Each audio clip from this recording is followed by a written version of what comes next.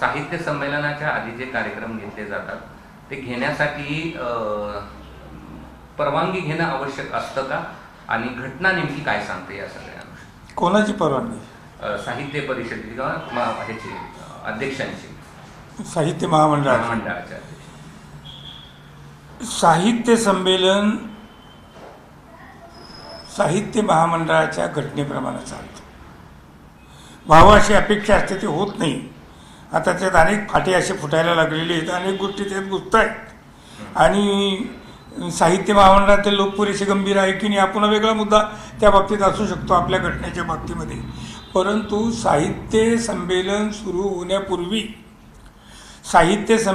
होण्यापूर्वी जर कोणी इतर कुठलेही कार्यक्रम घेणार असेल आणि कोणी घेतले असतील तर त्यावर कोणाचाही आक्षेप असण्याचं काही कारण नाही. कारण साहित्य महामंडळाच्या घटनेमध्ये अशा प्रकारची, माझ्या माहितीप्रमाणे जी घटना मला माहीत आहे, त्याच्यानंतर जर त्यांनी दुरुस्त केली असेल तर माहीत नाही या 3 वर्षापर्यंत. पण 3 वर्षांपूर्वीपर्यंत म्हणजे उदगीरचं साहित्य संमेलन होईपर्यंत जी घटना अस्तित्वात होती त्या घटनेनुसार जर आपण पाहिलं तर या गोष्टीचा त्या घटनेशी अर्थार्थी संबंध आपल्याला जोडता येणार नाही. तशा प्रकारचा प्रश्न उपस्थित करणं हे गैरलागू आहे. मग या सगळ्या अनुषंगानं घटना नेमकी काय सांगते अशा बाबतीत, असं जर हे करायचं असेल तर? याच्याशी घटनेचा संबंधच पोचत नाही. या सत्काराशी घटनेचा मुळामध्ये संबंध पोचतच नाही. तुमचं संमेलन स्वागत मंडळानं एक पुरस्कार जाहीर केला. मी ज्या बातम्या वाचल्या, लोकसत्तेची बातमी वाचली आणि काही थोडं याच्यावरही मीडियावर सुद्धा, या जो सोशल मीडिया आहे, सोशल मीडियावरही मी जे पाहिलं ते किती खरं आहे मला माहीत नाही, पण ते जे पाहिलं आणि ऐकलं त्याच्यावरून मी असा निष्कर्ष काढतो, मी असं सांगतो की संमेलनाच्या आधी केवळ ते स्वागत मंडळ संमेलनाचं म्हणून अस्तित्वात आलेलं आहे, पण तुमचं संमेलनच सुरू झालेलं नाही आहे. त्याच्या आधी जर त्या स्वागत मंडळाच्या वतीनं त्यांना काही उपक्रम करायचे असतील तर ते करू शकतात.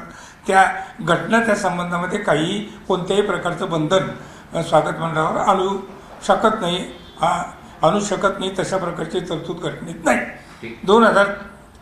2022 पर्यंतची घटना मी सांगतो, त्याच्यानंतर दुरुस्ती केली असली तर मला माहिती नाही. 2010 मध्ये पुण्याला जे साहित्य संमेलन झालेलं होतं,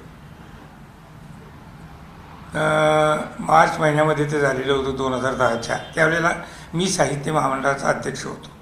आणि त्यावेळेची घटना, त्यातही फारसा बदल झालेला नाही आहे, फक्त अध्यक्ष निवडीचा त्याच्यानंतर बदल झाला. जी घटना होती त्या घटनेनुसार सुद्धा जवळजवळ 3 महिन्याआधी अनेक उपक्रम त्या स्वागत मंडळानं राबवलेले होते.